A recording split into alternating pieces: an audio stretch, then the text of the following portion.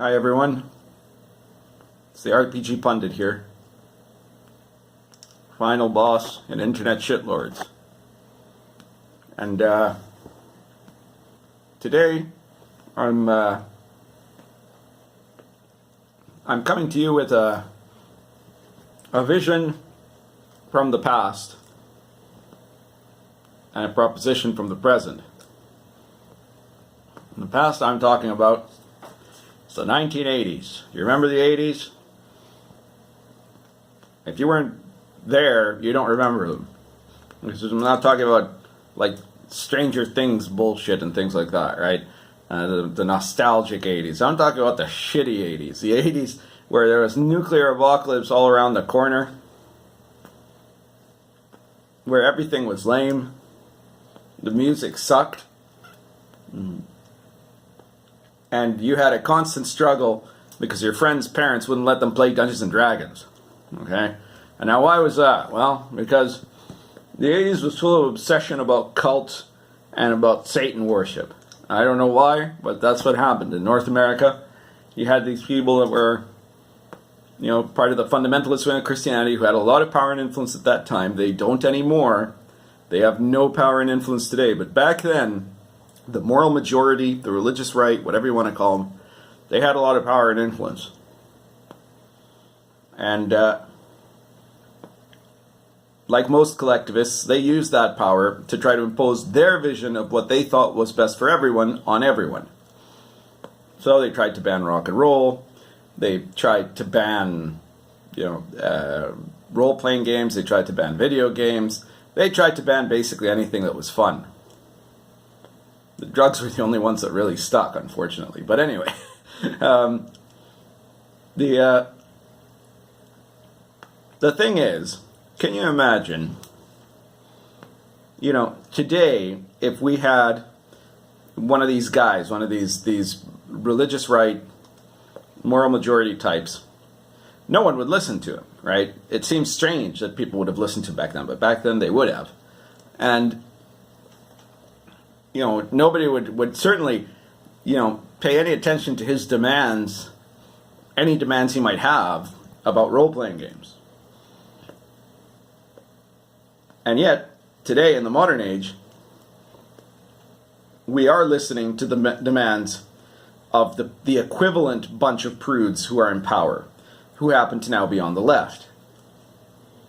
Back in the 80s, the left was kind of cool. I mean, there were parts of the left that weren't cool even back then, right? And certainly communism wasn't cool.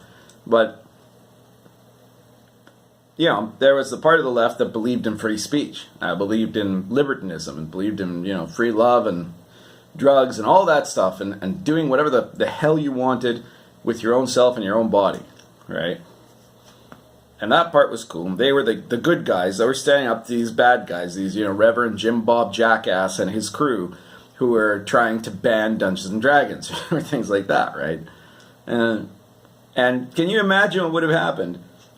I mean, Jim Bob Jackass shows up and he's like, "My friends, we have ourselves a serious problem here. And it is a game called Dungeons and Dragons.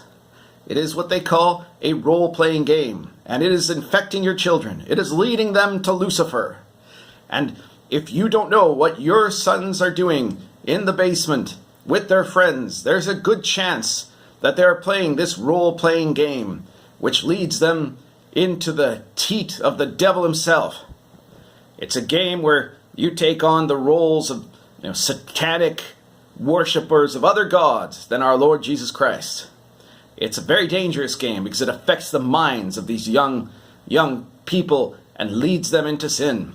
From there, they might adopt homosexuality, lesbianism, or philosophy, any of those things that lead us away from Christ."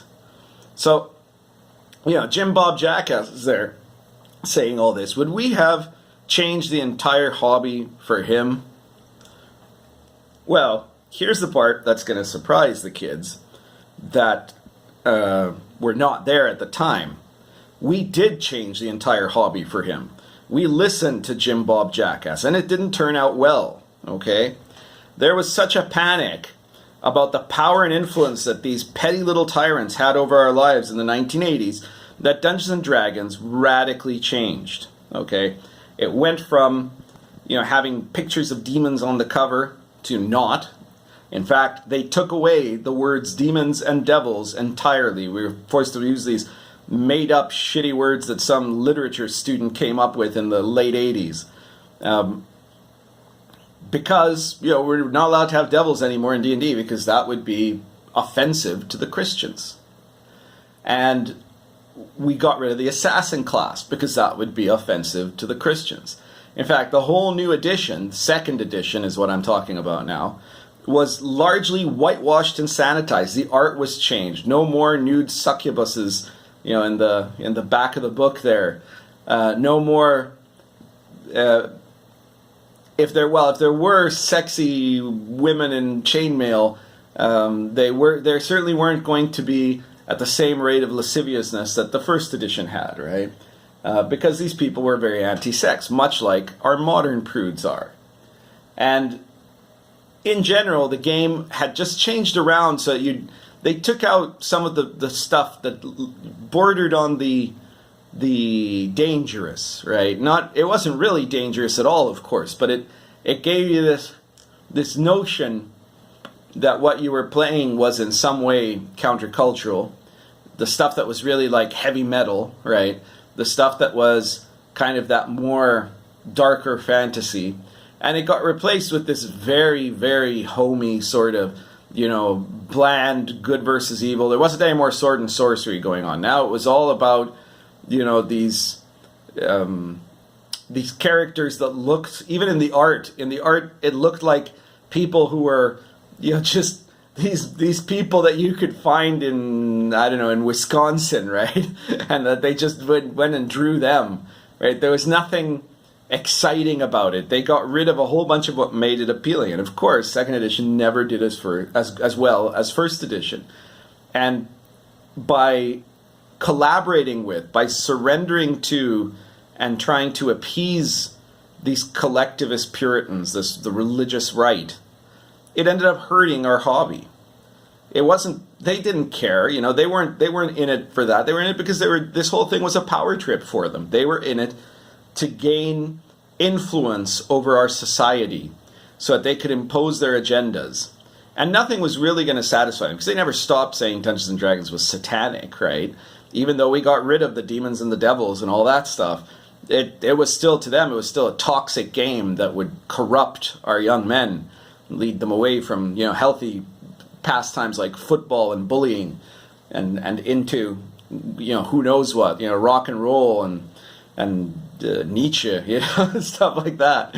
So this is something that we should have learned from, and yet somehow we haven't. Here we are, 2018, the next generation, and once again we have Jim Bob Jackass, except now they're Julie Jackass, and they're instead of being the Reverend Jim Bob Jackass, it's feminist studies professor Julie Jackass, who's trying to tell us that our toxic hobby is tainted because it's created by white males and that it imposes imperialism and misogyny, and because of that we should change it, right? And these are not your friends. They're not trying to make a better society. It is just a power grab. It is every bit as much of a power grab when they are doing it as when the moral majority and the religious right did it in the 1980s. It is no different.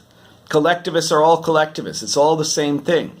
And these people are trying to use, just like the Jim Bob Jackass, the Reverend Jim Bob was using the Bible and the notion of Christianity as a kind of tool of righteousness to defend his desire for control.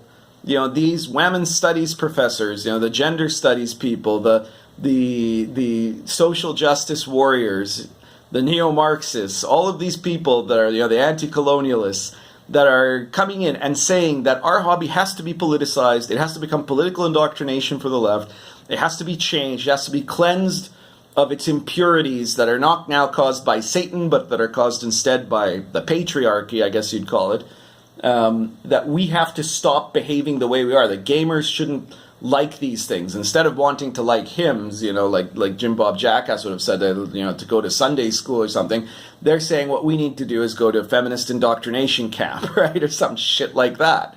But it's the same thing. These are the same people, and they're pulling this trick again. They're just on opposite ends of the ideological spectrum, but that's because the whole thing is flipped. They're the ones in power now. Back, there were feminists in the 1980s, but they didn't have the power to do this because nobody paid attention to them back then. Everybody paid attention to the religious right. Now it's exactly the opposite. The left, that particular left, the Marxist, postmodernist, feminist left, has become the new establishment. They control the media, they control the academy, they control the schools, they control almost every aspect of culture, or at least they did until very, very recently, where now there's some pushback. And now that they have that influence, now they have that control, they're using it to try to create a sweeping change. Just as sweeping as what the religious right wanted. Just as Puritan. They're anti-sex, they're anti-fun, and they want to take away from normal people the enjoyment of things that they feel you shouldn't be allowed to enjoy. Okay? It didn't go well for D&D the first time that we collaborated with them, that we appeased them. And it won't go well this time. We shouldn't be letting that become the focus of our hobby. It's very important that this time around we smarten up and we just say, we're just doing this for fun and we're going to do this the way we want to. And that's it. So I guess that's everything I had to say today. Keep watching this channel, and in a little while, a week or 2 or 3, I'll let you know when. There's going to be a brand new web show starring myself and 2 other enfants terribles of the RPG world, and I think you're going to like it quite a bit. We're thinking of calling it Inappropriate Characters, and it's going to be kind of a talk show format. So keep your eye out for that, and we'll see you next time.